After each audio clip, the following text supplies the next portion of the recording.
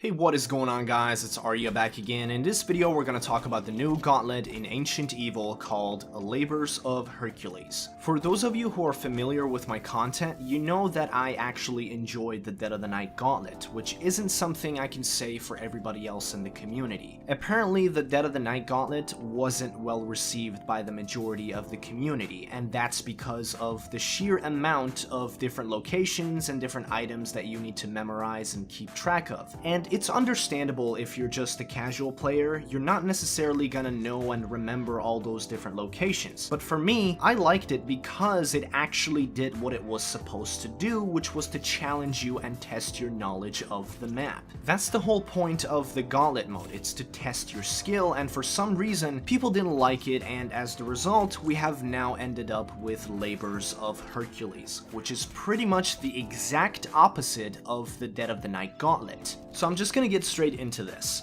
This gauntlet is kinda boring. Sure, the Dead of the Night gauntlet was a pain in the ass and it might have been a little too hard, but this gauntlet is the opposite. There is really nothing challenging about it. It's just a series of random tasks that you have to do. There are a couple of somewhat fun challenges, but the boring ones just outnumber the fun ones by a huge margin. And it's a shame because Ancient Evil is an amazing map, and this gauntlet is just not doing it justice. I was just bored and sometimes a little annoyed of how repetitive some of the challenges were. So let's get into a little bit more detail. I don't want to just keep shitting on this gauntlet without talking about why it's bad. The problem with this gauntlet is that the first 10 rounds are easy and not really challenging, so you automatically expect that the second and the third 10 rounds are going to get gradually more difficult.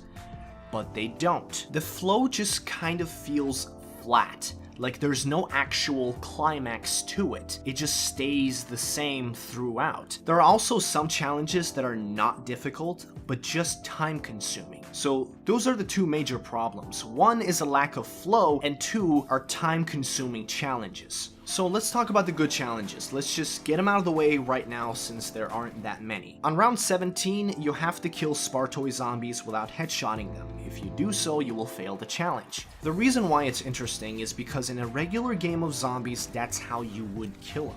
You would shoot them in the head, and here the game is basically telling you to suppress that muscle memory and pay attention. On round 22, you take damage if you have over 5,000 points, and by that point in the game, you probably have a lot more than that, and you need to be quick and make sure that not only do you survive and kill the zombies, but that you keep your points under 5,000, so it's an actual challenge because it could possibly get intense. Speaking of which, on round 24, you have to kill all the zombies in under 4 minutes, but there is a bit of a twist. Instead of you running away from the zombies are going to run away from you. So you're gonna have to run around and chase all the zombies to make sure you get every single one before the time runs out. This is probably the best one because it's the most different. If I'm not mistaken, I believe this is the first time that we've done something like this in zombies, if I'm not forgetting anything. But let me know in the comment section if I am. And that's really it. Out of 30 challenges, only 3 of them were actually good. Now let's talk about the bad ones. On round 2, you're locked in place and you just have to sit there and wait for the zombies to walk over to you so you can kill them. It's round 2, so the zombies are just gonna walk slowly and you just have to sit there and wait.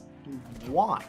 What's the point? On round 7, you have to end the round with guns and equipment at full ammo. And this is one of the most random things I've ever had to do in zombies, and I did the Easter egg in Revelations, so that says a lot. On round 9, you can only walk at half speed, so the best thing to do is to camp at the shield bench and kill zombies with the shield. It's just kind of pointless. On round 12, you have to buy something every 20 seconds, and since you can literally buy anything and the map is littered with wall buys, it's not much of a challenge. On round 19, you start to randomly lose health, and to stop that from happening, you need to go prone, and that's it. You just have to keep doing that. Again, it's so random. On round 27, you have to use an unpacked LMG, and this is by far the worst challenge in the entire gauntlet. It's just time consuming. The Titan unpacked on round 27 is kind of weak, and it's not that this is difficult, because it's not, it's just that it takes so long to kill all the zombies. It's like a first room challenge, but so much more annoying. One of the steps of the main Easter egg in Ancient Evil requires you to go to the amphitheater and stand in some circles and shoot zombies with the one weapon. On round 29, all they did was take that step exactly as it is and copy and paste it. So if you've done the Ancient Evil Easter egg, you just have to do the exact same thing